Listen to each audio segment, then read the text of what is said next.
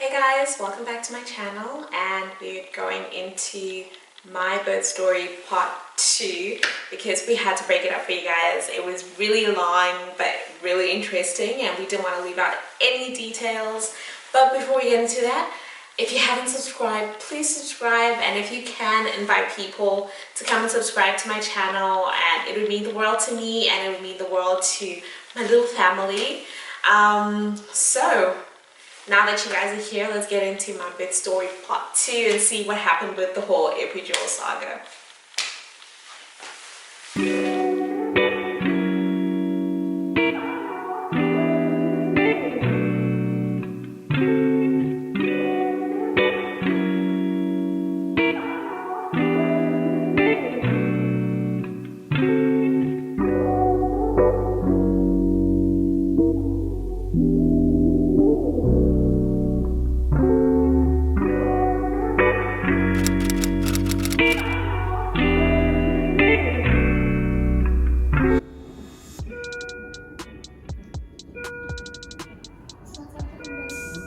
Tell me what's going on.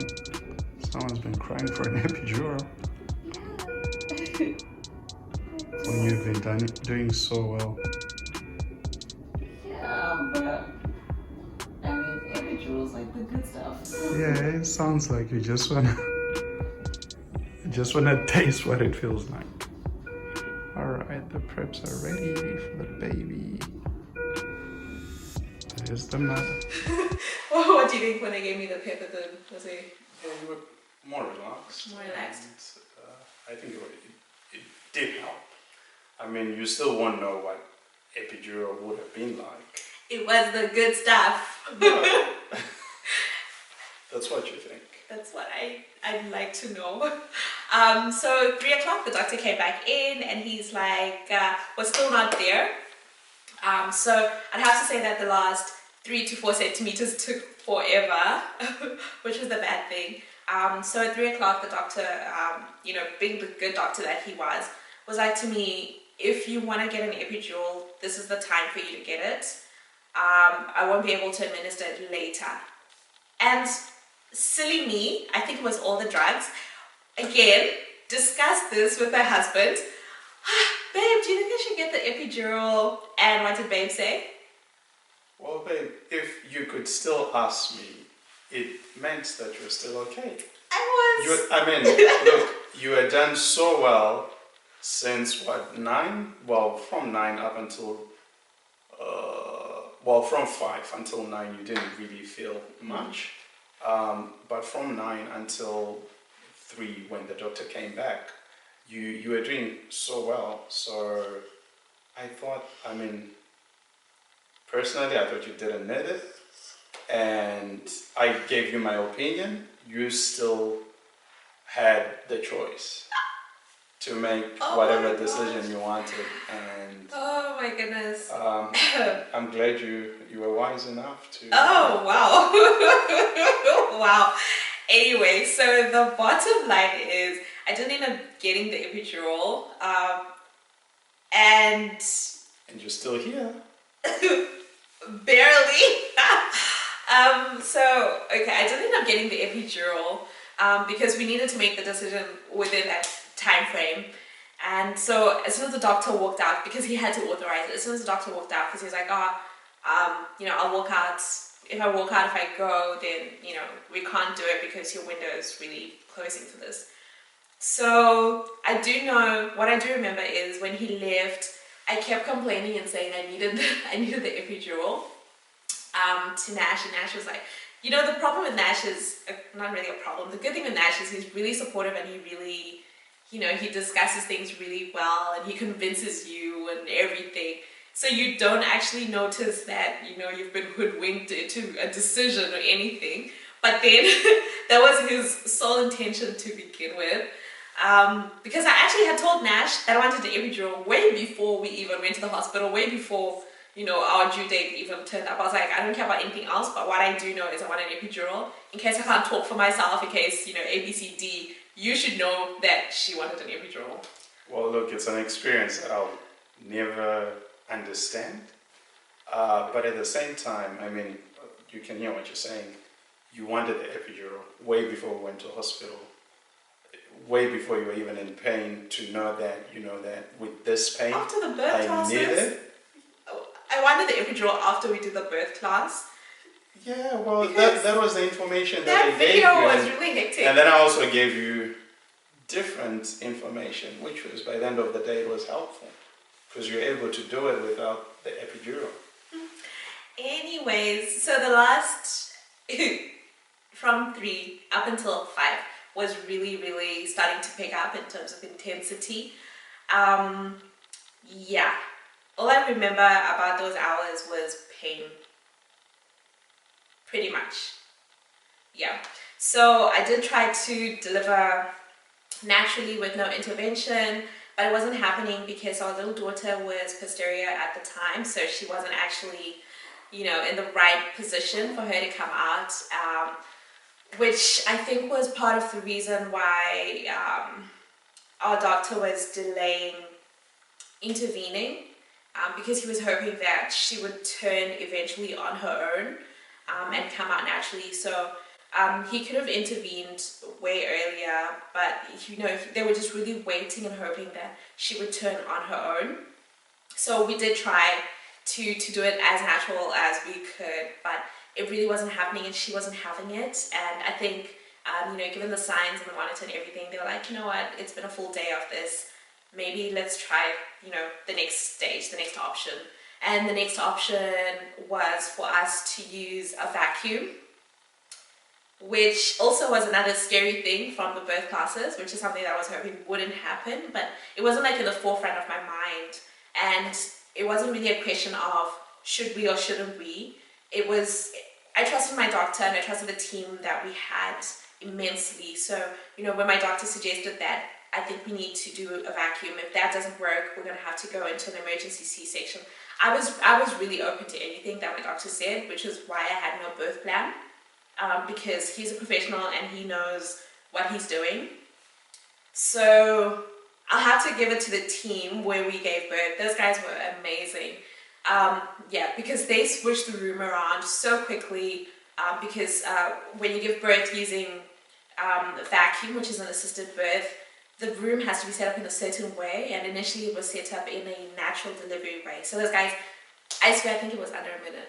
Yeah, it was. Yeah, so they switched the room in under a minute, and they had a team in place in under a minute, because initially I had probably 2 midwives, one who would always be by my side, but then the other one would be coming and going, and I don't know how many I had, maybe 8. Yeah, close to that. Yeah, maybe 8 midwives for the assisted delivery. And honestly, the baby came out in 2 pushes. Yeah, 2 contractions, she was out.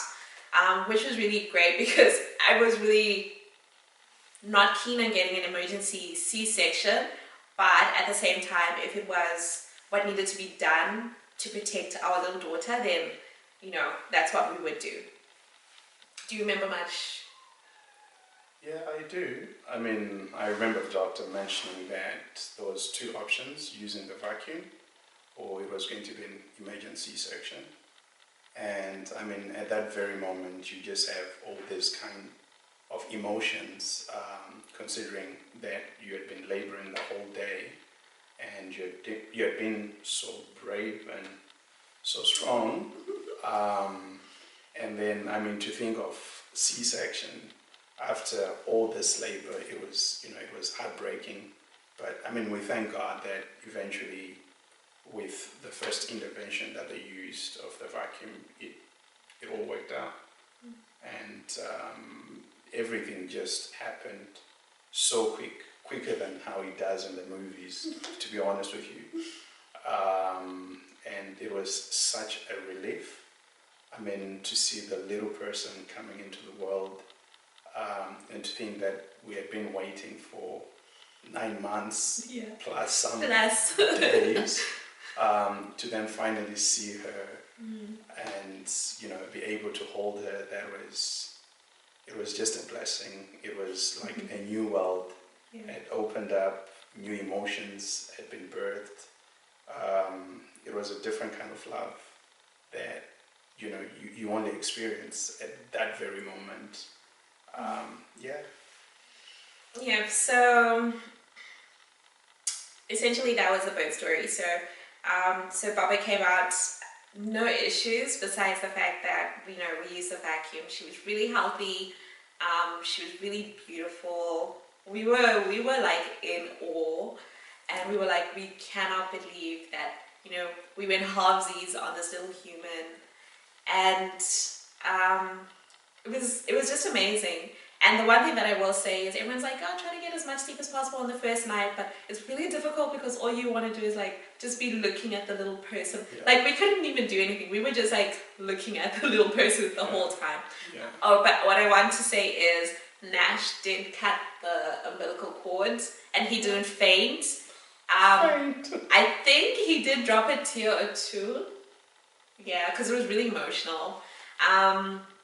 And at the end of the day, even though I didn't get the epidural, I think for this birth, I think it was good because my recovery was really, really quick as a result. So I was up and walking within the hour, unassisted. I didn't really need any help with anything.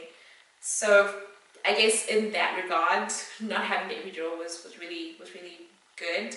But I don't know if we do decide to have a second child, if I'll go the same way, because every situation is different. So we'll see. So now we're going to get our little daughter and introduce you guys to her. Okay. Me or you? I'll get it. Okay. Okay, so this is our little daughter that we had, and it's been amazing. It's been beautiful. I don't know, Dad, do you want to say her name, do the honors? Yeah, it's okay, baby. Oh.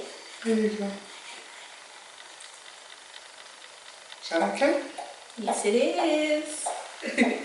Okay, so her first name is Naniso, spelled Naniso, and it's Shona for miracle. And her second name is Grace. Yeah, so she's Naniso Grace Quarry. Hello, Papa. You know your name now, don't you? Yep, so that's been our birth story, and this is now our new little family unit. And yeah, I hope you guys enjoy the story as much as we enjoyed the experience. I hope it brought you guys in with us into the journey. And please leave your comments below, leave any questions. If there's anything that you guys would want to know in relation to the birth story or anything in relation to the pregnancy or how it's been now since we've had her, I'd be happy to reach out to you guys and discuss that with you. So this is her a couple of days old, and this is us, slightly sleep deprived, but hanging in there. Yep. Okay? Alright guys. Alright, thanks guys.